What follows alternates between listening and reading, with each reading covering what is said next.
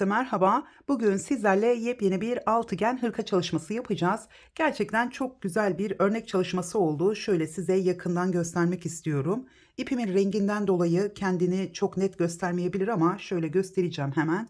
Üzerinize giydiğiniz zaman çok şık bir görünümü var. Gerçekten çok beğendim ben. Sizler de umarım beğenirsiniz. Dilerseniz bunu hırka olarak değil bluz çalışması olarak da yapabilirsiniz. Eğer bluz çalışması yapmak isterseniz arka bedeni birleştirdiğim zaman yapmış olduğum sıra sayılarını aynı şekilde koruyun. Ön bedende de fazladan 2 sırayı ekledikten sonra birleştirme yapabilirsiniz. Evet, şimdi ben hırkamı yaparken şöyle Lanosa'nın Breezy iplerini kullandım. 50 gramda 150 metre uzunluğuna sahip, yani Breezy'nin ipleri 50 gramlık yumaklardan oluşuyor. Toplamda 8 yumak kullandım. Bu da 400 gram. 400 gram farklı ipler kullanırsanız 400 gram ya da 350 gram metre uzunluğuna göre 350 gram da yeterli olacaktır. Dilerseniz koton iplerle çalışabilirsiniz, merserize iplerle çalışabilirsiniz ya da kışlık örmek isterseniz yine angora tarzı tek kat iplerle de bu modeli çalışabilirsiniz. Şimdi burada hemen size ölçüleri vermek istiyorum. Large bedene uygun çalıştım. Şöyle hemen kol altından da ölçüleri vereceğim. Ön bedenimiz 60 santimetreye yakın oldu. Şimdi burada biraz toplu durduğu için ön bedenin genişliği 60 santimetre, arka bedenin genişliği 58 santimetre oldu. 56-58 arası değişebilir. Burası da yine önde de 58-60 santimetre. Large beden için yeterli bir genişlikte. Sıra sayılarını ayarlarken bedenlere göre lütfen benimle birlikte motife başlayın. Hangi bedende çalışıyorsanız çalışın. Aynı şekilde başlayacaksınız motiflere. O yüzden bana 40 bedene, 42 bedene kaç sıra örmem gerekiyor gibi sorular yazmayın. Çünkü sizin kullandığınız ip ve tığ numarasına göre ben bunu hesaplayamam. O yüzden benimle birlikte başlayacaksınız. Adım adım zaten videonun içerisinde bedenlere göre kaç sıra eklemeniz gerektiğini, nasıl ayarlayacağınızı adım adım anlatıyor olacağım. Evet, bunun dışında şöyle hemen 3,5 milimetre tığ kullanarak ördüm. Hırkamızın uzunluğu da 55 santimetre oldu. Kolları da uzun bir hırka çalışması yaptım. Ayrıca burada bağcık detayları ekledim. Gördüğünüz gibi kollarda da yine burada da bağcık detaylarımız var. Bunu dilerseniz sizler bağcık kullanmadan da çalışabilirsiniz. Evet, hazırsanız ve hemen aşağıdaki abone ol butonuna bastıysanız hemen hırkamızın yapımına başlayalım. Şimdi başlarken hemen şöyle tığıma başlangıç ilmeğine attım. 1, 2, 3, 4, 5, 6 tane zincir çektim. İlk zincirin içine batıyorum. Buradan bir ip aldım. Şöyle tığımdaki ilmekten kaydırma yaptım. İpimi bu tarafa çekiyorum. İpi arada gizleyerek 3 zincir daha çekeceğim. Hemen bu bizim ilk trabzanımız. Şimdi halkamızın içine bir ikili trabzan. 1, 2, 3 zincir. Zincirleri çok sıkı çekmeyelim. Tekrar yanına 2 ikili trabzan.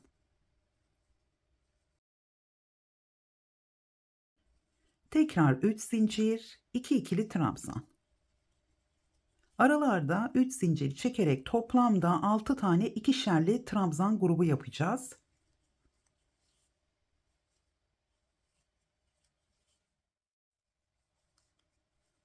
Şöyle son ikili trabzanımı yaptım. Şimdi sonda kapatırken zincir çekmeden hemen bir zincir çektim, bir ip aldım. Burada başlangıçta zincirle yapmış olduğumuz trabzanın şöyle ilk zincirin içine batıyorum. Buradan bir ilmek aldım. Tığımda 3 tane ilmeğim var. Şöyle biraz uzatarak, yani ortaya doğru ikili trabzan yaparak kapattım. Tekrar 1, 2, 3 zincir çektim. Hemen ilk boşluğun içine, burası bizim ilk köşe boşluğumuz, bir ikili trabzan yaptım. Şimdi yarım köşe yaparak devam ediyoruz. Arada 2 zincirimiz var. Hemen sıradaki 3 zincir boşluğuna köşemizi yapalım. 2 ikili trabzan, 3 zincir, tekrar aynı boşluğa 2 ikili trabzan. Tekrar 2 zincir, köşelerin arasında 2 zincirimiz var. Tekrar buraya yeni bir köşe oluşturuyoruz. 2 ikili trabzan, 3 zincir, aynı boşluğa 2 ikili trabzan.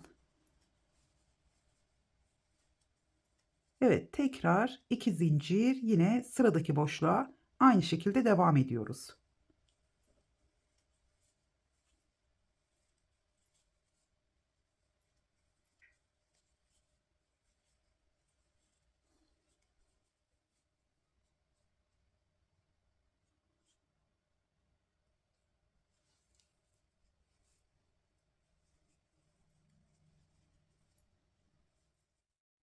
İkinci sırayı tamamladım. Başladığım yere tekrar geldim. 1, 2, 3, 4, 5 tane köşemiz var. Altıncı köşeyi sona geldiğimiz zaman tamamlıyoruz. Şimdi burada yine arada 2 zincirimiz var. Hemen bir ip aldım. Şimdi ilk boşluğun içine tekrar 2 ikili trabzan yapıyorum.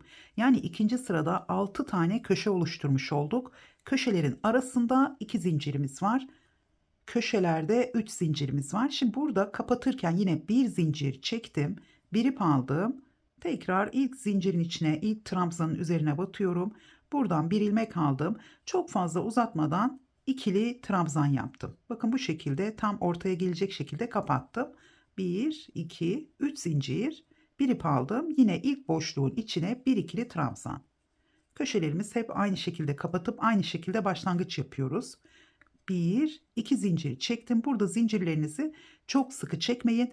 Çok ince iplerle bu modeli örüyorsanız burada 3 zincir çekerek devam edebilirsiniz. Yani bu sırada şimdi artık modelimizi kurmaya başlıyoruz. Modelimizin ilk sırasını yapacağım. Daha doğrusu bu ikinci sırası ama şöyle burada köşeleri oluşturduğumuz için tam anlaşılmıyor. 2 zincir çektim. Sıradaki boşluğa bir sık iğne. Tekrar 2 zincir. Hemen bir ip aldım. Köşeye geldim. Köşeleri hep aynı şekilde ilerliyoruz.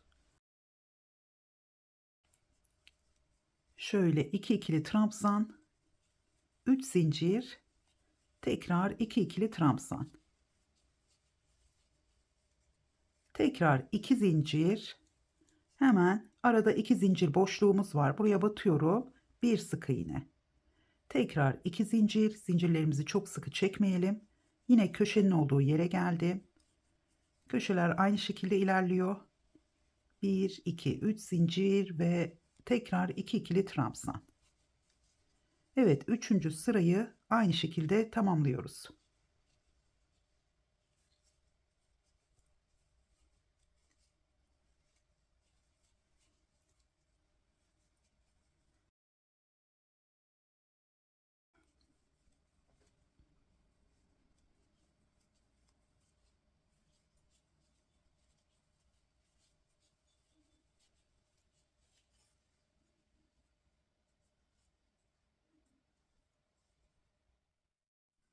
Evet, sırayı tamamladım. Yine başladığım yere geldim. Son 2 zincir boşluğuna tekrar 2 zincir çektim. Buraya bir sık iğne, 2 zincir, hemen ilk boşluğun içine 2 trabzan. İlk köşemizi tamamlıyoruz. Sonda bunu yapmayı unutmayalım. Gerçekten örnek kolay fakat takip etmemiz gerekiyor. Evet, burada bir zincir çektim, bir ip aldım. Hemen ilk zincirin içine batıyorum. Buradan bir ilmek aldım. İkisini birlikte ortaya doğru topladım. 1, 2, 3 zincir.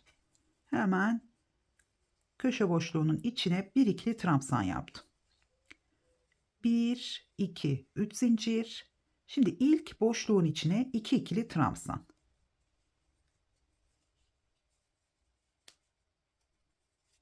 Tekrar 3 zincir. Sıradaki boşluğun içine 2 ikili trabzan.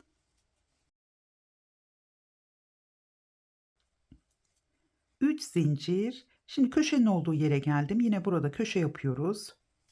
Bu sırada köşelerde de aralarda da hep 3 zincirimiz var.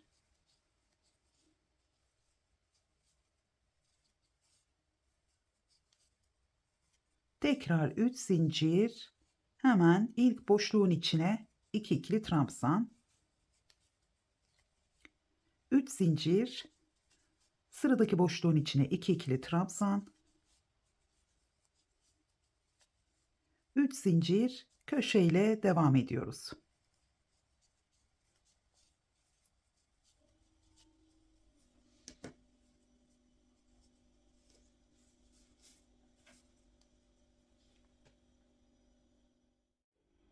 Sırayı tamamladım. Tekrar sona geldim. 3 zincir çektim. Hemen ilk boşluğun içine 2 trabzan yapıyorum. Artık son kez köşeyi kapatmayı göstereceğim. Bir zincir çektim. Bir ip aldım. İlk zincirin içine batıyorum. Buradan bir ilmek aldım. İkisini birlikte kapattım. Artık burada 1, 2, 3, 4 kez köşeyi birlikte kapattık. Bundan sonra tekrar etmeyeceğim. 3 zincir çektim. Hemen bir ip aldım. Yanına ilk boşluğun içine bir ikili trabzan. 1, 2 zincir. Sıradaki boşluğa 3 zincir boşluğuna bir sık iğne. 1, 2 zincir hemen. Şimdi sıradaki trabzanların üzerine yine 2 tane trabzan yapıyoruz. Burada köşeden sonra bakın şu köşede trabzanımızı yaptıktan sonra bu köşenin üzerindeki trabzanlara hiçbir zaman üzerine trabzan yapmıyoruz. Burada çok şaşırabilirsiniz. Buna dikkat edelim. Çünkü bütün arada kalan trabzanların üzerine trabzan yaptığımız için köşeden sonra da buraya trabzan yapabilirsiniz. Buna dikkat edelim. Burada trabzanımız olmayacak. Hemen devam ediyorum. 2 zincir, sıradaki boşluğa bir sık iğne, yine 2 zincir, hemen trabzanların üzerine yine 2 tane trabzan yapıyorum. Tekrar 2 zincir, boşluğa bir sık iğne, 2 zincir ve sona geldiğimiz zaman 2 zincir çektikten sonra buraya trabzan yapmıyoruz. Direkt köşenin içine atlıyorum. Köşeye 2 ikili trabzan, 3 zincir, köşelerde 3 zincirimiz var her zaman. Tekrar 2 trabzan. Şimdi 2 zincir, trabzanlara atlıyorum. Hemen ilk boşluğun içine bir sık iğne. 2 zincir, trabzanların üzerine yine trabzanla devam ediyorum. 2 zincir, boşluğa bir sık iğne, tekrar 2 zincir. Trabzanların üzerine trabzan. Şöyle ikincisi. Tekrar 2 zincir. Bakın köşenin olduğu yere geldim. Bir sık iğne, 2 zincir. Burada trabzanları atlıyorum. Hemen köşenin içine devam ediyorum. Evet, bu sırayı da aynı şekilde tamamlayalım. Tekrar yeni sırayı birlikte yapacağız.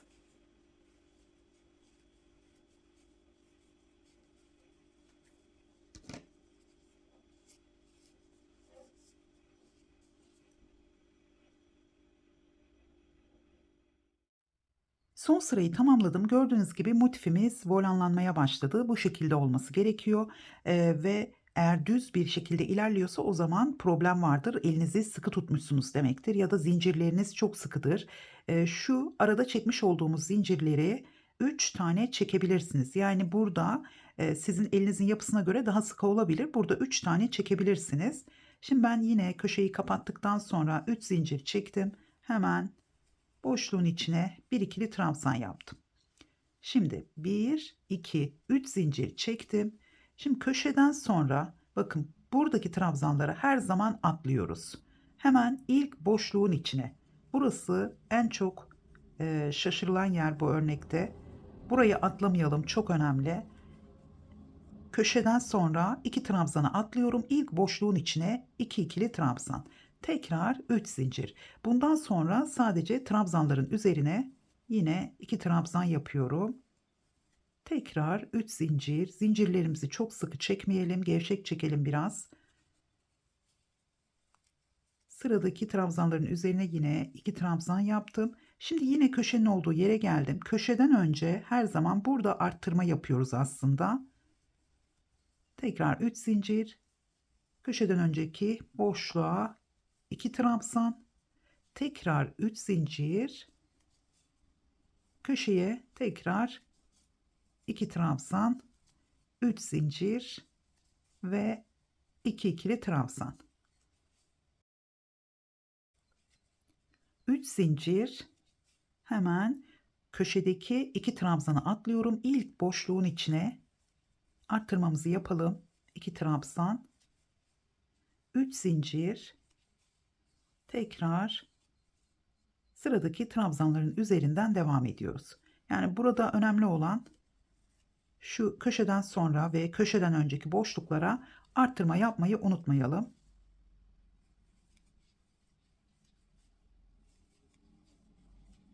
Tekrar 3 zincir, hemen köşeden önce boşluğa 2 trabzan ve 3 zincirle köşeye devam ediyoruz. Şöyle gösterecek olursam,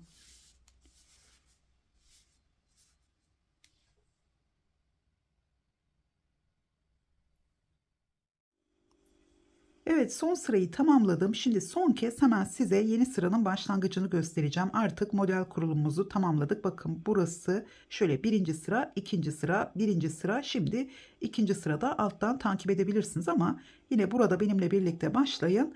Şimdi 3 zincir çekmiştim. Yine ilk köşe boşluğuna bir ikili trabzan yaptım. Tekrar 2 zincir, zincirlerimizi gevşek çekelim. Eğer 2 zincir çekiyorsanız, eliniz sıkıysa burada 3 zincir çekmenizi tavsiye ederim. Tekrar 2 zincir, hemen sıradaki trabzanların üzerine 2 ikili trabzan. Yani ilk boşluğun içine önce bir sık iğne yaptım. 2 zincir, bir sık iğne, tekrar 2 zincir. Şimdi burada bu 2 zinciri çektikten sonra buraya sık iğne yapınca 3 zincir çektiğim zaman burada şu görünümü, yani biraz gergin durmasını istiyorum. O yüzden ben 2 zincir çekiyorum. Yani 3 zincir fazla geliyor. 2 zinciri de eliniz sıkıysa o zaman az geliyor.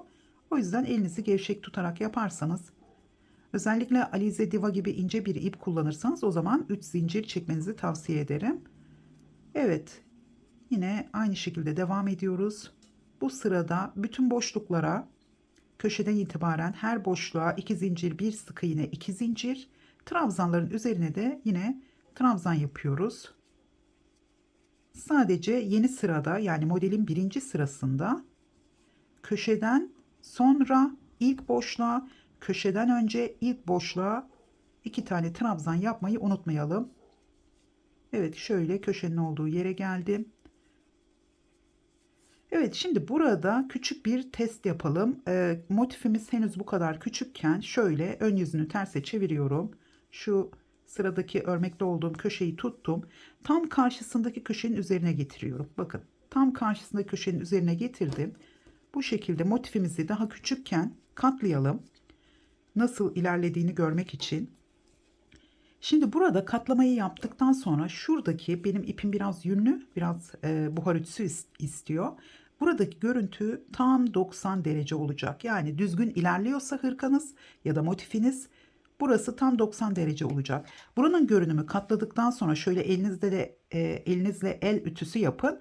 Şu şekilde görünüyorsa şöyle, o zaman elinizi sıkı tutuyorsunuzdur ya da tığ numaranız küçük olmuş olabilir. Yarım milimetre büyütebilirsiniz veya zincirlerinizi daha fazla çekmeniz gerekebilir. Yani buradaki 2 zincirleri 3 zincir yapabilirsiniz ya da elinizi gevşek tutarak çekerseniz motifiniz henüz küçükken düzelir. Yani böyle 5-6 sıra ördükten sonra bu görünümü gördüyseniz elinizi, tığınızı gevşeterek bu görünüm düzelir. Tekrardan böyle düzgün bir görünüm alır.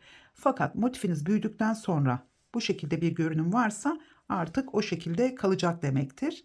Evet, şimdi ben birkaç sıra öreceğim. Daha sonra kol birleştirmesini göstermek için tekrar geliyorum.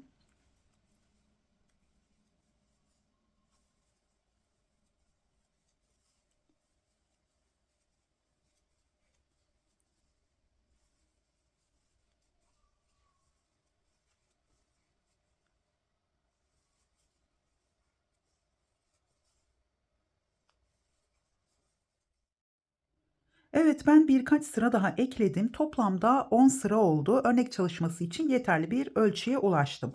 Şimdi şöyle hemen son sırada başladığım yarım köşemiz burası ve toplamda 5 kenarda son sırayı devam ediyoruz. Burada son köşe boşluğuna geldiğimiz zaman 6. kenarı örmeden bırakıyoruz.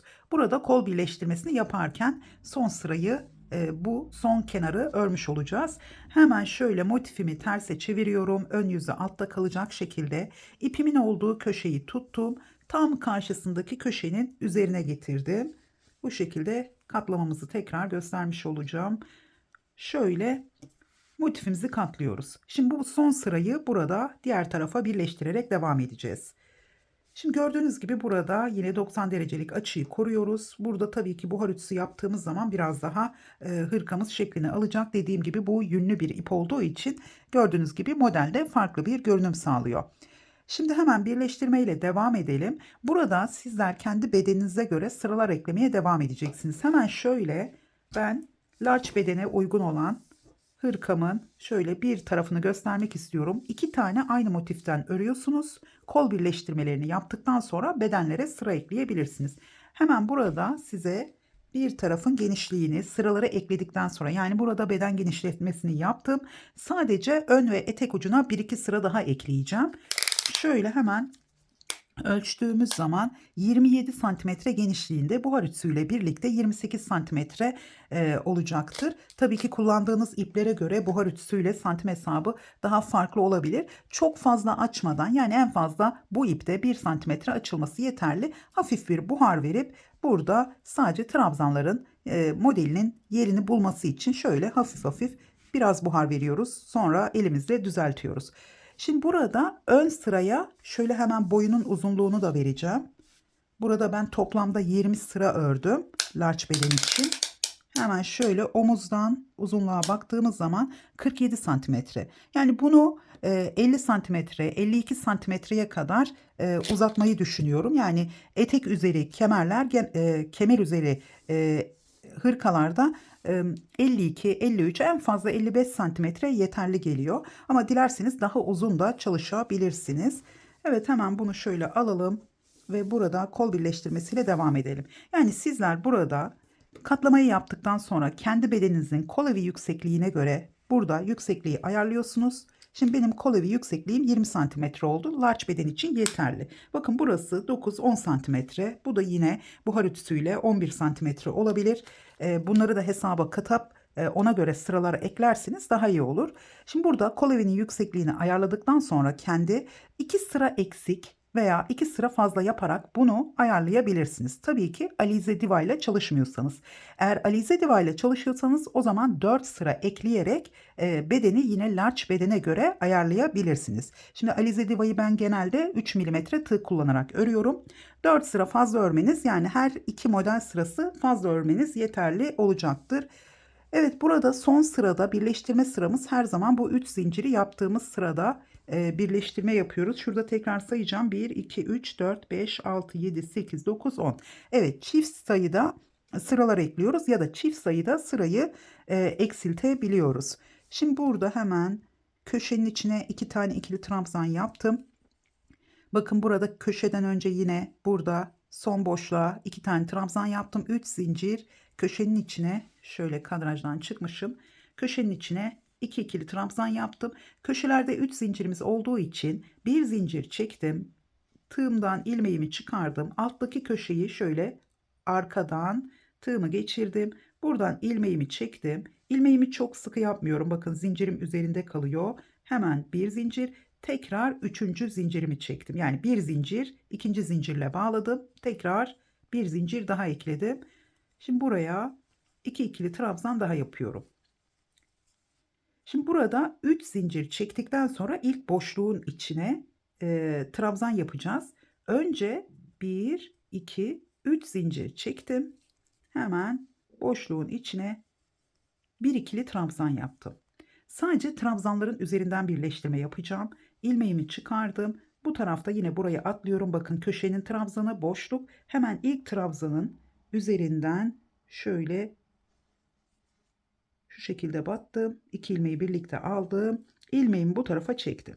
Dilerseniz burada şu iki trabzanları da birleştirebilirsiniz. Evet, burada birleştirelim. Biraz açıklık oluştu. Şimdi köşenin içine burayı kaydırmayı yaptım. Bir zincir çektim. Bir ikili trabzan yaptım. Hemen ilmeğimi çıkardım. Köşenin trabzanlarını birleştireceğim. Çünkü çok açıklık kaldı. Hemen zincir çekmeden ilmeğimi çektikten sonra köşenin içine ikinci trabzanımı yaptım. Tekrar buraya ikinci trabzanın üzerinden ilmeğimi çekiyorum. Şimdi 1, 2, 3 zincir çektim. Buraya atlıyorum. Tekrar buraya geldim. Bir ikili trabzan, ilmeğimi çıkardım. Burada şöyle sıradaki zaten boşluğu atladım. 3 zincirle hemen burada ilk trabzanın üzerinden ilmeğimi çektim. Zincir çekmeden bir ip aldım. Hemen aynı boşluğun içine bir ikili trabzan daha yaptım. İlmeğimi çıkardım. İkinci trabzanın üzerinden tekrar ilmeğimi çekiyorum ve 3 zincir. 2, 3.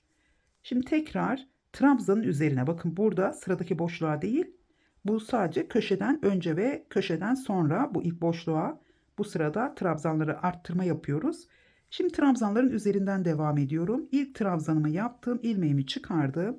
Sıradaki trabzanın ilkinin üzerinden ilmeğimi çektim. Bir ip aldım, ikinci trabzanı yapıyorum. Tekrar ilmeğimi çıkardım. İkinci trabzanın arka taraftan tığımı geçirdim. Şöyle tekrar ilmeğimi arkaya çektim. Bir ip aldım. 1, 2, 3 zincir. Her zaman ilmeği çektikten sonra zincir çekiyoruz. Buraya atlıyorum. Trabzanın üzerine geldim. Son kez gösteriyorum. Hemen buraya bir ikili trabzan, ilmeğimi çıkardım.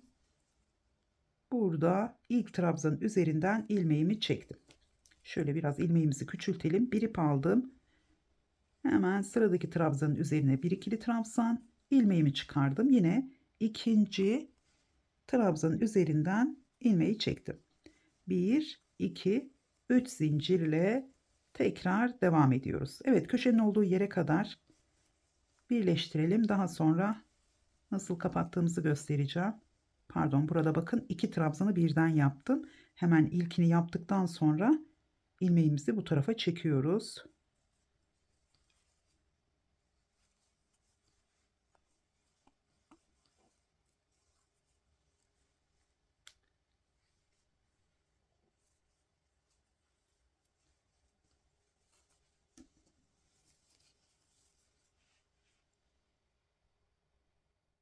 Evet, köşenin olduğu yere kadar birleştirmeye devam ettim. Şöyle hemen göstermek istiyorum. Yine köşeden önceki son boşluğun içine 2 trabzan yapmayı unutmayalım. Çünkü karşılıklı trabzanlarımız denk gelmeyebilir. Bakın burada da yine köşeden önce 2 tane trabzanımız var. Şimdi son trabzanları birleştirdikten sonra 3 zincir çektim. Burada artık 2 tane trabzanı atlayıp köşe boşluğunun içine bir ikili trabzan yaptım. Şimdi başlangıçta da bu köşedeki trabzanları birleştirmiştik. Arada boşluk olmasın diye. Hemen bu taraftaki ilk trabzanın üzerinden ilmeğimi çektim. Şimdi ikinci trabzanımı yaptım. Tekrar ilmeğimi çıkardım. İkinci trabzanın üzerinden şöyle ilmeğimi çektim.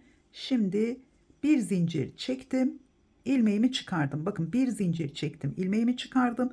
Köşe boşluğunun içinden ilmeğimi tekrar çekiyorum. Hemen bir ip aldım.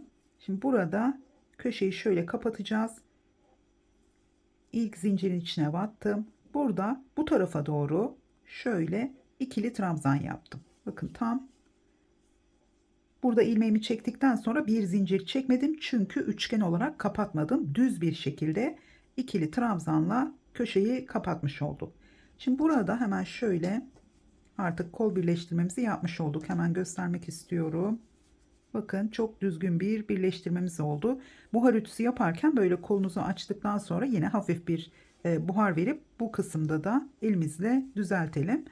Şimdi kola devam ederken burada ipinizi kesmeden kola devam edebilirsiniz. Bedene sıralar ekleyeceğiz ama en az 10 sıra örüyoruz. Daha uzun olmasını isterseniz, yani 10 sıra ördüğümüz zaman şuraya gelmiş oluyor. Daha uzun olmasını isterseniz biraz sıra ekledikten sonra ipinizi kesin, beden sıralarını ekleyip bedenleri birleştirdikten sonra üzerinize giyin. Daha sonra kola devam edebilirsiniz. Şimdi burada birleştirmeyi yaptıktan sonra hemen şöyle öncelikle sırada modelimizin yine zincir ve sık iğne yaptığımız sıraya gelmiş oldum. Hemen burada bakın, şöyle birleştirme yaptığım yere, ortada bu iki köşenin birleştiği yerin tam ortasına şöyle yapabilirsiniz geriden. Buradan bir ilmek alıyorum. İki ilmeği birlikte topluyorum. Yani sık iğne yapmış oluyorum. Bakın şu şekilde. Bir, iki zincir çektim. Burada çok küçük bir daraltma yapıyorum aslında. İlk trabzanın üzerine yine bir ikili trabzan, tekrar ikincisinin üzerine şöyle. Şimdi burada yarım başladım aslında. Şuradaki iki zincir, bir sık iğne, biz şuradan başlamış olduk. Bir sık iğne, iki zincir yaptık. Sırayı tamamladığımız zaman burayı yine tamamlayacağız. Çünkü iki köşeyi birleştirdiğim için burada küçük bir daraltma yapmış oldum. Şimdi burada sizler tığınızı yarım milimetre düşürebilirsiniz. Kolunuzun düz bir şekilde ilerlemesini istiyorsanız ya da aşağıya doğru hafif bir açılma olacaktır.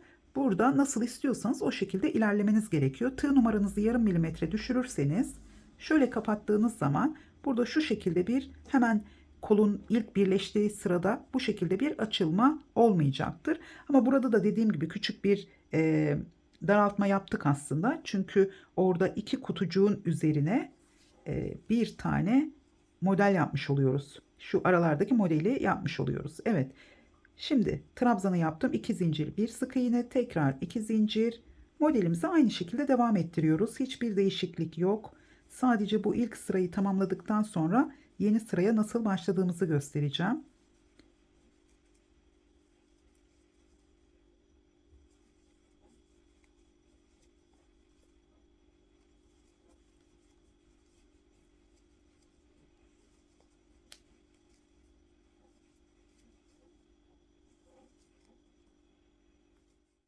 Başladığım yere tekrar geldim. Şimdi burada bakın son boşluğa yine bir sık iğne, 2 zincir çektim. Hemen önce trabzanların üzerine 2 trabzan yapıyorum. Şimdi tekrar 2 zincir. Burada bir sık iğne ile başlamıştık. 2 zincirimiz vardı. Hemen burada şöyle ipimi kopartmak istemediğim için bu şekilde başladım ama şöyle kaydırma yapıyoruz. Sık iğnenin üzerine kaydırma yaptım. Şimdi bir kez zincirlerin üzerinden burada 2 zincirimiz var. Şöyle kaydırma yaparak trabzanın üzerine geliyorum. Tekrar bakın burada trabzanın üzerine geldim. 1 2 3 zincir çektim. Hemen yanına bir ikili trabzan yaptım. Bundan sonra hep aynı şekilde ilerleyecek. Yani kaydırma yapmayacaksınız birleştirme yaparken. 3 zincir çektim. Buraya geldim. Yine modelimize devam ediyoruz.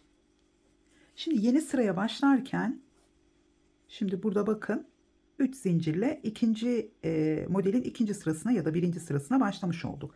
Şimdi sırayı tamamlayıp başladığımız yere geldiğimiz zaman burada 2 tane trabzanı yapacağız. 3 zincir hemen buraya kaydırmayla bağlayıp tekrar 3 zincir hemen yanına bir ikili trabzan, 2 zincir, bir sık iğne, 2 zincir yine trabzanların üzerine trabzan yaparak devam edeceğiz. Yani buradaki kaydırma sadece bu başlangıç sırası için geçerli. Bundan sonra hep trabzanın üzerine trabzan yaptığımız için birleştirdiğimiz yerde yani bu sırada olsa yine 3 zincirli sırada olsa hep trabzanla devam edeceğiz. Dolayısıyla buraya geldiğimiz zaman son 2 trabzanı yapıp 3 zincir ve burada kaydırma, tekrar 3 zincir, yanına hemen ikinci trabzanı yaparak modelimize aynı şekilde devam ediyoruz. Şimdi burayı söküyorum ben. Hemen bedene sıraları nasıl eklediğimizi göstereceğim. Ayrıca kolu istediğiniz kadar uzattıktan sonra burada 3 zincir, bakalım buradaki kolumuz 3 zincir boşluğuyla bittiyse size hemen göstereyim. Bakın şöyle. Şimdi burada da tam olarak bitirmedim ben de. Kollara devam edeceğim. Şimdi 3 zincir boşluklarının olduğu sırada kolu bitirelim. Ya da bu şekilde bitirip bakın kenarları gördüğünüz gibi desenli gibi görünüyor. Bu şekilde de bitirebilirsiniz. Ya da 3 zincir boşluklarının olduğu sırada sık iğne yaparak da bitirebilirsiniz. Yani trabzanların üzerine birer tane, 3 zincir boşluğuna 2 tane sık iğne yaparak bitirebilirsiniz. Veya trabzanla bitirmek isterseniz yine 3 zincir boşluklarına bir trabzan, yani daraltmak isterseniz bu şekilde 3 zincir boşluğuna bir ikili trabzan, yine trabzanların üzerine trabzan yaparak sırayı tamamlayın. Birkaç sıra ördükten sonra, yani lastik çalışması yapmak isterseniz birkaç sıra ördükten sonra daraldığını göreceksiniz. Yani sadece 3 zincir boşluklarına bir trabzan, buralarda da 2 trabzanımızla devam etmeniz gerekiyor. Belki bir sıra trabzan sırası yaparak da yine bitirebilirsiniz. Evet, şimdi bedene sıra eklerken her iki motifi de tamamlayın. Bu şekilde birleştirmesini yapın. Sonra bedene sıra ekleyerek devam edebilirsiniz. Bu altıgen hırka çalışmasında her iki bedene de yönü fark etmeyecek şekilde sıralar ekliyoruz. Yani yaka çalışması da o şekilde olacak. Şöyle bakın, kolda birleştirme yaptığım şu tam ortaya iki köşenin birleştiği Tam ortadaki noktadan şöyle ilmeğimi aldım. Tığımı başlangıç ilmeğinden sonra şu ipimi bu tarafa çekiyorum. Şöyle iki ilmeğimi birlikte topladım. Bir sık iğne yapmış oldum. Şu ipi kısa bırakmışım. Biraz daha uzun bırakın siz. Bir, iki zincir daha çektim. Yani sık iğne ile birlikte 3 zincirimiz var. Şimdi burada beden düşürmesi yapacağız. Hem kolu biraz düşürmüş olacağız aşağıya. Beden düşürmesi bu şekilde. Bedeni biraz genişletme yapıp kolu biraz daha aşağıya düşüreceğiz. Yani bu yapmış olduğum hırka beden kısmı kol biraz aşağıya düştüğü için şurası tam kol altına değil biraz daha aşağıya düşecek bedenden. Hemen şurada mankenimin üzerinde de göstermek istiyorum. Şimdi beden düşürerek burada şu kol altı şuraya değil. Biraz daha şöyle aşağıya düşecek bu kolumuz. Dolayısıyla beden daha dökümlü duracak. Şimdi sadece yaka için sıralar eklediğimiz zaman buraya kendi bedeninize göre çok fazla sıra ekleyebilirsiniz. O zaman yaka genişliği çok fazla olabilir. Burada beden düşürmeyi yapmamın sebebi kolun biraz aşağıya düşmesi ve daha dökümlü durması, daha rahat durması. O yüzden yani dilerseniz farklı şekilde de yapabilirsiniz tabii ki. Diğer altıgen hırka videolarıma bakarak yine farklı da yapabilirsiniz. Hepsinde beden düşürmesi yapmıyorum. Şimdi burada modele devam edeceğiz. Ben de şaşırdım. Şöyle şuradan başlayacağım. Modele devam edeceğim çünkü. Tığıma tekrar başlangıç ilmeği atıyorum. Koldaki gibi kaydırma yapmamak için. Şimdi burada şu ilk trabzanın üzerinden başlıyorum. Buradan bir ilmek aldım. İlmeği önce bu tarafa çekip daha sonra topluyorum. Tekrar çektim. Evet, hemen şöyle arada yürüteceğim. Yine 2 zincir daha ekledim. Sık iğne ile beraber 3 zincirimiz var. Yanına bir trabzan daha yaptım. Evet. Şimdi 2 zincir buraya, bir sık iğne, 2 zincir, bir sık iğne, bir ikili trabzan. Evet, modelimize aynı şekilde başladığımız yere gelene kadar devam ediyoruz. Şu anda yaka açıklığı oluşturmuyoruz. Bedene farklı bir şekilde sıra ekliyoruz. Şimdi ben burada birkaç sıra öreceğim. Şimdi buraya geldiğiniz zaman burada koldaki gibi yapmadım. Buraya geldiğiniz zaman buraya 2 tane trabzanı yapın. Daha sonra 2 zincir tam şu ortaya bir sık iğne, 2 zincir buraya kaydırmayla birleştirme yapıp 3 zincir ve yanına bir ikili trabzan, tekrar 3 zincir. Modelimizin ikinci sırasıyla devam edelim. 3 zincir, daha sonra buraya yine trabzanla modeli devam ettiriyoruz ikinci sırasını. Bu şekilde birleştirerek, yani sırayı 3 kenarda buradan başladım, buradan devam ediyorum. Tekrar başladığım yerde birleştirip tekrar buradan devam ediyorum. Burada 4 sıra toplamda, çünkü modelimiz 2 sıradan oluştuğu için 2 sıra 2 sıra şeklinde ilerliyoruz. Hemen ben şurada göstermek istiyorum bakın size. Şöyle biraz ışığı da kontrol ediyorum. Evet, görünüyor sanırım. Burada bakın birleştirme yerinden sonra burada 1, 2, 3 sıra yapmışım. 4 sıra yapmamışım. Burada 3 zincirde bırakmışım. Şimdi ben large beden için 3 sıra yapmışım. Sizler burada santim hesabına, hırkanın santim hesabına göre 4'e de tamamlayabilirsiniz ama şu zincirli sırayı yaptıktan sonra yaka açıklığının olduğu sıraya başlamamız gerekiyor ki burası düz dursun. Daha sonra yaka için sık iğne çalışması ya da trabzan çalışması yaparsanız şu bölümde bitmemiş olsun. O yüzden burayı 3 sıra olarak tamamlamışım. Yani sizler daha büyük beden yapıyorsanız large bedenden ya da Alize Diva gibi ince bir ip kullanıyorsanız burada 1, 2, 3, 4, 5. sırada bitireceksiniz beden düşürmeyi. Bu beden düşürme yakaya dahil değil. O yüzden yakayı geniş tutmayacak. Bunu rahatlıkla yapabilirsiniz.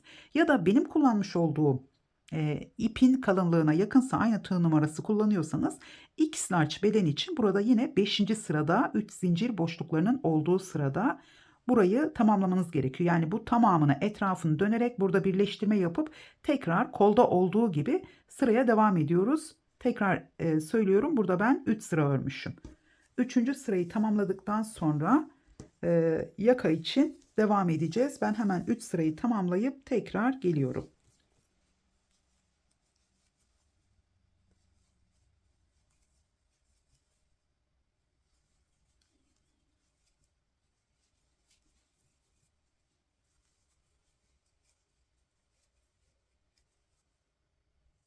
Evet, Evet, ben birinci sırayı tamamladım ve tekrar birleştirmeyi yaptıktan sonra ikinci sırayı da üç kenarda devam ettim. Başladığım yere tekrar geldim. Şimdi biraz önce burada 3 sıra yaptığımı söylemiştim. Düzeltme yapmak istiyorum. 2 sıra yapmışım. Yani large beden için 2 sıra yapmışım. Her zaman söylediğim gibi her large beden aynı santim hesabına, aynı genişliğe sahip değil. O yüzden lütfen bedeninizi göğüsten ölçünüzü alarak ikiye bölün. O şekilde, yani şu kısımda bedenin ölçüsünü ikiye bölün. O şekilde sıraları eklemeye devam edebilirsiniz. Şimdi burada arka bedeni ön bedenden birkaç santim daha dar yapacağım. Hemen şöyle, ben 2 sırayla burayı tamamlamışım. Şimdi burada ikinci sırayı tamamladıktan sonra yine 3 zincir çekiyorum ve ilk trabzanın ilk zincirin içine battım. Buradan kaydırmayla kapattım.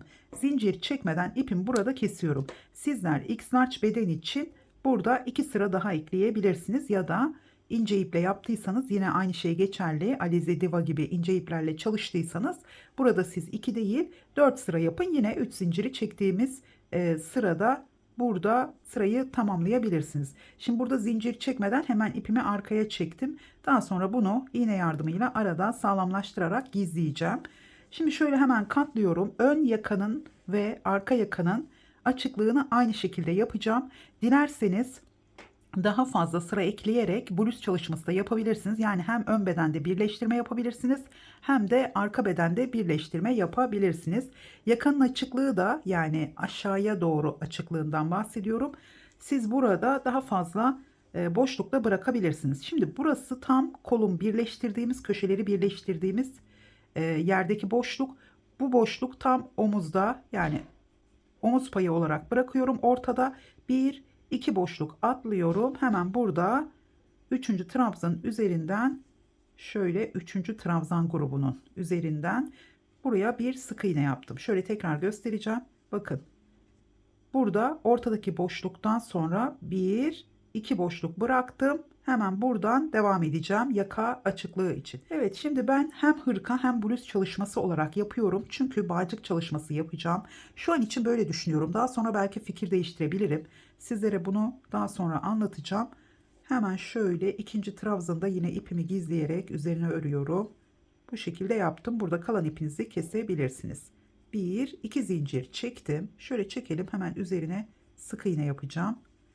Yine modelin hangi sırasındaysam o şekilde devam ediyorum. Birinci sırayı yapmış oluyorum. Burada artık ipimizi kesip yaka boşluğu için daha aşağıdan başladım. Evet, şöyle. Şimdi burada köşelerde de hep motifi örerken nasıl arttırmaya devam ediyorsak, yani şu köşeden önceki boşluğa yine trabzanlarımızı yapmayı unutmayalım. Yine köşeden sonra ilk boşluğa trabzanımı yaparak ilerledim. Köşeler hep motifi örerken nasıl ilerliyorsak o şekilde devam ettik. Şimdi ben burada artık örnek çalışmasının üzerinde devam etmeyeceğim. Başlangıcı gösterdim. Bakın, bir iki boşluk, daha sonra omuz için bir tane boşluğumuz var. Burada yine 3 kenarı örüp şöyle çevireceğim. Buradan örüp etek ucundan tekrar arkaya geldiğim zaman şu omuzdaki boşluktan sonra 1 2 şurada bitireceğim. Yani önle arkayı aynı boşluğu bırakarak yapıyorum. Dilerseniz yakayı daha sonra toplayabilirsiniz. Bu şekilde şöyle yaptığımız zaman arada 1 2 3 4 5 tane boşluğumuz olacak. Şimdi bunu diğer bitmiş olan parçanın üzerinde daha rahat görebilirsiniz. Çünkü bundan sonra devam etmeyeceğim. Hemen şöyle göstermek istiyorum. Bakın. Burada arada 5 tane boşluğumuz var. Yani buradan devam ediyorum. 3 kenarda etek ucundan diğer ön tarafa geliyorum. Buradan tersten döndüm. Tekrar devam ettim. Bu tarafa geldim. Buradan tekrar devam edip bu tarafa geldim. Şimdi ben burada kaç sıra eklemişim? Yine model sırası olarak şuradan boşluğu saymadan 2, 4, 6 sıra eklemişim. Burada hangi bedende örmüş olursanız olun 6 veya 4 sıra ekliyorsunuz yaka genişliği için. Bir tık kalın ip kullanıyorsanız, 4 milimetre tığ kullanıyorsanız ya da yine 3,5 milimetre kullanıp eliniz gevşektir.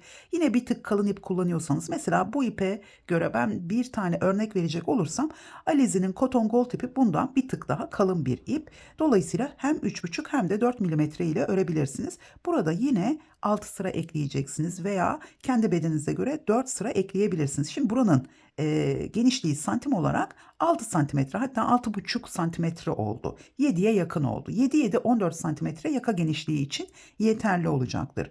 Beden genişletmesini burada yapıyoruz. Yani beden düşürme sıramızda yapıyoruz.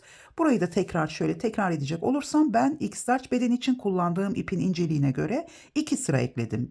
2 sıra ekledim burada. Sizler X-Large beden için burada 2 sıra daha ekleyeceksiniz. Bir üst sıraya çıktığınız zaman, o zaman 2, 4, 6 sıra ekleyebilirsiniz ama bunu burada çok fazla yapmanıza gerek yok her beden için. Çünkü kolun genişliğini de ayarlarken X-Large bedende, bakın şöyle tekrar göstereceğim. Şimdi X-Large beden örüyorsanız kolun genişliğini ayarlarken burada 20 değil 22 sıra yapacaksınız. O zaman 22 sıra yaptığınız zaman buraya 2, 4 sıra eklemeniz de yeterli gelecektir. Çünkü zaten kolda 2 sıra bedeni aynı zamanda genişletmiş oluyoruz. Evet, burada yakayı çok fazla genişletmeyin. Çünkü buradaki genişlik yeterli bir genişlik. Yani 7 santimetre, en fazla 6 santimetre, 7 santimetre olması yeterli. Burada ipiniz biraz kalınsa 4 sıra ördünüz ve belki tığ numaranız 3,5-4 milimetre. O zaman burası yine 6 santimetre olabilir 4 sırayla. Yine o zaman da 4 sıra yaparak devam edebilirsiniz. Umarım anlatabilmişimdir. Şimdi burada beden birleştirmesiyle devam edeceğiz birlikte. Şimdi bu benim bitmiş olan bedenim. Her iki bedeni de aynı şekilde tamamladık. Şöyle bunu bu tarafa çeviriyorum. Sizlere birleştirmeyi gösterebilmek için şöyle burada çevirdim. Şimdi her iki bedende de yaka açıklığımız aynı sırada başladığı için, yani gördüğünüz gibi şu şekilde. O yüzden birleştirmeyi hangi sırada denk gelirse 6 sıra eklediğiniz zaman aynı şekilde denk gelecektir. Şimdi benim diğer motifimde, bakın şöyle bedenimizin hemen birleştirme bölümünü getiriyorum. Karşılıklı koydum. Kollarımız da, şu kolların yönlerine de dikkat edelim. Kollarımız da karşılıklı gelecek. Şimdi ben sıraları tamamladım. Yani 6. sıraya devam ederken bu etek ucunda sırayı tamamlamış oluyorum. Dolayısıyla buradan birleştirerek yukarıya doğru çıkmış olacağız. Şöyle bakın, buradan devam edeceğiz. Şimdi kolda 3 zincir boşluklarının olduğu yerde birleştirme yapmıştık ama burada sıramız bu şekilde sık iğneleri yaptığımız sırada denk geldi. Bunun sebebi santim hesabıyla ilgili. Çünkü bu santim hesabı benim için yeterli oldu. Size tekrardan santimleri şurada tekrar verecek olursam, X-Large beden için hemen şöyle 26-27 olması gerekiyor. Şöyle hemen bakalım. Buradan baktığımız zaman bakın 26-27 santimetre, biraz kaydı ama 26-27 arası arka beden için large bedende yeterli bir genişlik. Şimdi bu sırada da birleştirdiğimiz zaman yine aynı şekilde görünecek. Model devam etmiş olacak. Kollarda da bu sırada birleştirme yapabilirsiniz. Evet, hemen köşelerde 3 tane zincirimiz olduğu için bir zincir çektim. Bakın köşenin içine yine burada 2 tane trabzanımı yaptım. Bir zincir çektim. Hemen burada köşede yine ters taraftan kolda yapmış olduğumuz gibi buradan çektim. Tekrar bir zincir ve 3. zincirimi çektim. Hemen köşenin içine 2 ikili trabzan yapıyorum.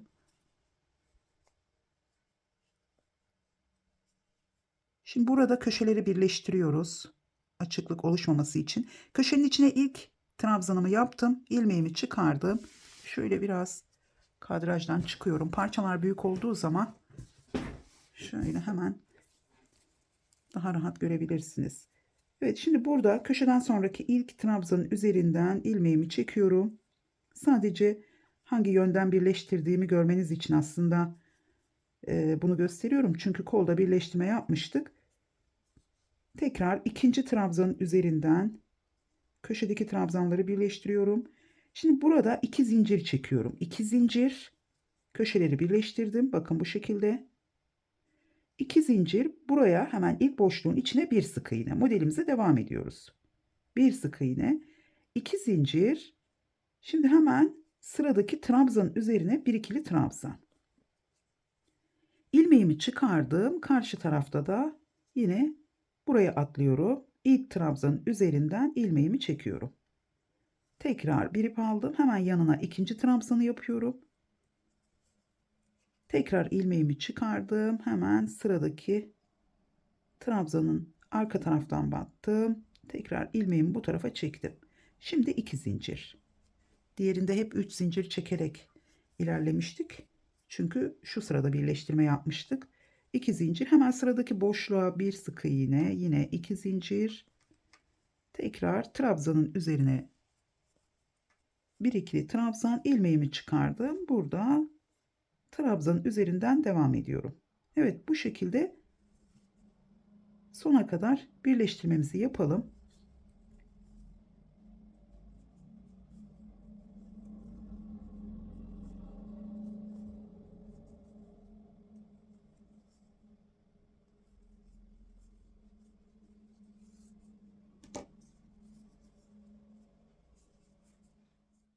Arka bedenlerin birleştirmesini tamamladım. Şöyle hemen göstermek istiyorum. Sona geldiğim zaman burada son trabzanların üzerinde yine birleştirmemi yaptım. Bir zincir çekip ipimi kestim. Şimdi bunu tabii ki terse çevirdim ben. Şu şekilde ön yüzden birleştirme yaparak tamamladım. Daha sonra terse çevirdim. Şimdi burada ben hemen şuradan başlayacağım. Yakanın olduğu yerde elimizin yönüne göre buradan başlayacağım. Ön yüzden başlarsanız ters yüzde bitirebilirsiniz sırayı. Dolayısıyla karşı taraftan başlamamız gerekiyor. Karşı taraftan başlarken buradan başlıyoruz. Yani çevirmeden yine elimizin yönüne göre tersten başlıyoruz. Daha sonra etek ucundan devam ediyoruz. Yine buraya geldiğimiz zaman ön yüzden son sırayı tamamlıyoruz. Yine bu tarafa gelip burada ipimizi kesiyoruz. Şimdi ben çok uzun bir hırka çalışması yapmıyorum.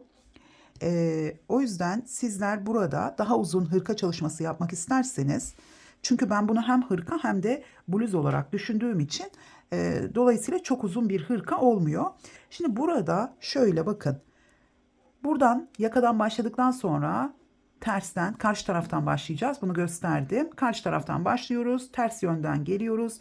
Burada tamamlayıp ikinci sırayı da yine etek ucundan tamamlayıp yakanın olduğu yerde ipimizi kesiyoruz. Yani ön bedenlere 2 sıra, arka bedene göre daha fazla eklemiş olacağız. 4 santimetre geniş olmuş olacak arka bedenden. Bu yeterli bir ölçü.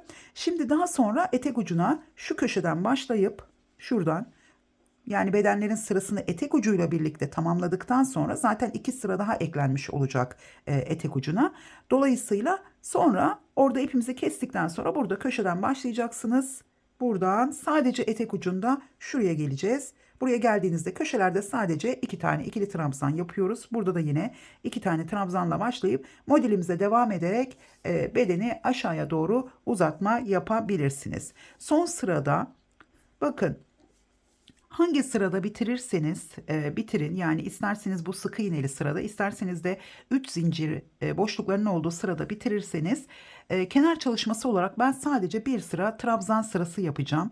Trabzan sırası yaparken şimdi bu sırada bitirirseniz şu boşluklara birer tane trabzan, yine iki trabzanların üzerine de 2 tane trabzan yaparak biraz şöyle hafif toparlayarak, bu ipin birazcık ütü istiyor. Hafif toparlayarak son kenar sırasını tamamlayacağım. Daha sonra buhar ütüsü yaparak düzgün bir form verebilirsiniz. Çok gergin olmuyor çünkü. Bunu denedim.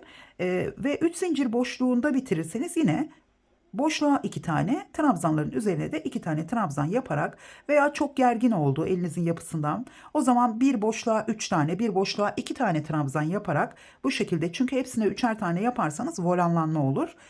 Daha sonra şurada yakayı göstermek istiyorum size. Şimdi ön bedene son 2 sırayı, yani bir model sırası aslında, son 2 sırayı ekledikten sonra burada ipimizi keseceğiz. Daha sonra etek ucunu uzatacağız. Daha sonra trabzan sırasını, yani kenar sırasını, son trabzan sırasını yaparken ister buradan başlayabilirsiniz. Buradan başlarsak ters oluyor. Bu taraftan şöyle buradan trabzan sırasına başlayıp yine etek ucundan buraya kadar geliyoruz, yakanın olduğu yere kadar. Burada sadece şu köşeyi dönerken yine şu bir trabzan, üzerine bir trabzan, buraya bir tane trabzan yaptık, bir zincir çekip şu ilk döndüğümüz için yatay oluyor. Bakın şu boşluk. Bir trabzan yaptık. İkincisinin üzerine bir trabzan, bir zincir çekip dönüyoruz. Aynı şuradaki yatay trabzan boşluğuna 2 veya gergin olursa buraya 3 tane trabzan yapmanız yeterli olacaktır. Çünkü döndüğümüz için köşe gibi görünebilir. Buraya 3 tane trabzan yapıp daha sonra bütün yatay trabzanlara, bakın buradaki eklediğimiz sıralar, yatay trabzanlara hep ikişer tane trabzan yaparak ilerliyoruz. Şurada hemen bakın dönüş yaptığımız köşe var. Şöyle. Burayı biraz yuvarlak yapmak isterseniz buraya 2 tane trabzan yapın. Üçüncü trabzanı yarım ikili trabzan, tığda bırakıyoruz ilmeğimizi. Sonra hemen bu boşluktan da yarım ikili trabzan. Burada trabzanı toplayıp teke düşürüyoruz. Yani şu birleşme noktasında iki trabzan yapıyoruz ama teke düşürüyoruz. Hepsini birlikte topluyoruz ve yine burada 2 tane olacak. Burayı göstermek istiyorum size biraz. Şöyle hemen göstereceğim.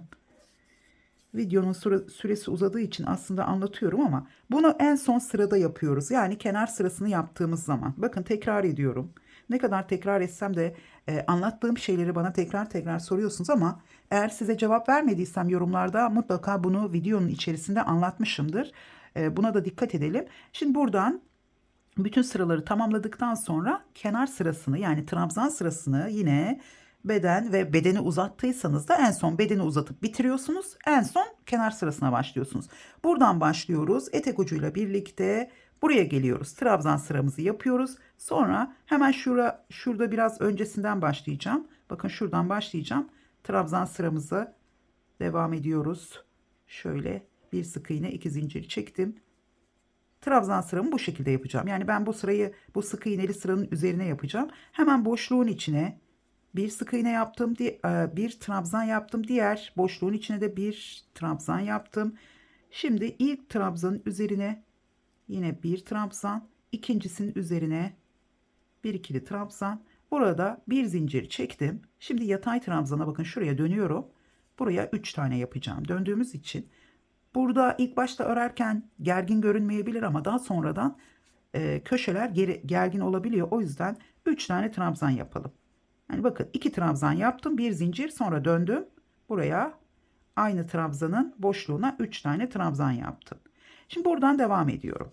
Her boşluğa 2 tane yapacağım. Boşluğun içine bir tane yaptım.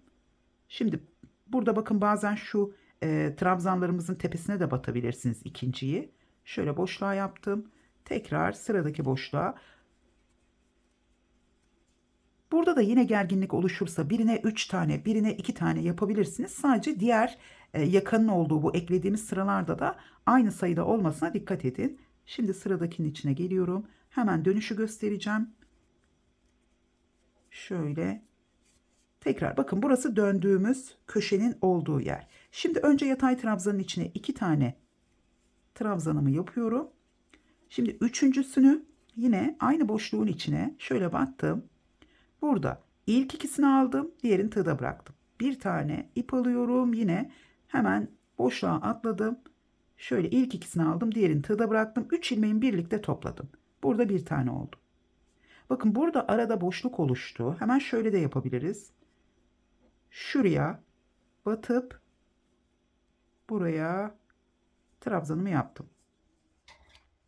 Evet, daha sonra boşluğun içine yine 2 ikili trabzan yapıyorum.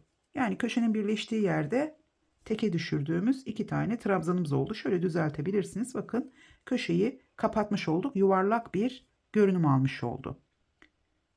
Tekrar buradan devam ederken boşluğun içine 2 tane yaptım. Sadece dönüşler önemli. 2 sıra yaparsanız aynı sayıda yapabilirsiniz. Artık eksiltme yapmanıza gerek yok ya da yani burada tekrardan toparlama yapmanıza gerek yok. Eğer volanlanma olursa, bu şekilde toplanma olursa yine burada tam köşeye gelen 2 tanesini keserek teke düşürebilirsiniz. Boşluğun içine 2 tane yapıyorum. 3 zincir boşluklarına 2 tane yapıyorum. Bir sıra deneyin. Çok gergin olursa burada dediğim gibi birine 3 tane, birine 2 tane yaparak ilerleyebilirsiniz. Biraz bu ilk sırada boşluklu olabilir bu trabzanlarımız ama hiç sorun değil çünkü daha sonra şöyle ortaladığımız zaman bakın böyle bir görünüm alacak.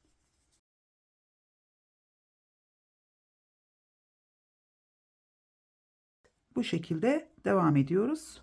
sanırım anlaşılmıştır. Arkaya doğru geldiğimiz zaman yakada, bakın burada kolun birleştirmesinin olduğu yer, hep aynı şekilde devam ediyorum. Hep burada, çünkü tekrar yatay trabzanlar başlıyor. Arka bedendeki yakanın olduğu yer. Yine yatay trabzanlara da 2 tane yapıyoruz. Şimdi bu aralarda 3 zincir boşluklarına 2 tane yaptığımız zaman az gelebilir. Fakat buradaki yatay trabzanların genişliği 3 zincire boşluklarına göre biraz daha kısa. O yüzden dengeleyecek. Hepsine 2 tane trabzan yaparak tamamlayabilirsiniz. Yakayı bu şekilde bitiriyoruz. Dilerseniz son sırada kaydırma sırası yapabilirsiniz. Burada yapmış olduğumuz trabzan sırasına yine şurada başladığımız gibi boşluklara birer tane yaparak bu şekilde devam ediyoruz. Köşelerde her zamanki gibi 2 trabzan, 3 zincir, 2 trabzan çekerek yine sıraya devam ediyoruz. Son sıra bu şekilde. Evet, hırkamızın anlatımı bu kadar. Hemen şöyle hırkamızın kolunu da göstermek istiyorum. Bakın bu şekilde ben Instagram hesabımı takip ediyorsanız iCord makinesiyle burada kordon ördüm. iCord diyorum. Türkçesi kordon. Şimdi bu kordonu ördükten sonra burada bakın şöyle şu kadar, burada 1, 2, 3, 4, 5, 6 sıra sonra arada bu kordonu geçirip bu şekilde bağladım. Böyle güzel bir görünüm kazandı. Böyle devam etmeyi düşünüyorum. Belki önlerde de yine şöyle hemen size göstereceğim. Videonun başında bitmiş halini göreceksiniz. Önlerde de şimdi sizin bu kordon makineniz olmayabilir ama YouTube'da aratırsanız kordon yapımı, şişle veya tığ işi, biye çalışması olarak bu şekilde sizler de tığ ile örebilirsiniz. Bakın burada şöyle buradan geçirip, yani buna henüz karar vermedim. Şu anda hırkaya devam ettiğim için burada yine aynı şekilde bağlayarak bitirmeyi düşünüyorum. Yine diğer kola da aynı şekilde devam edeceğim.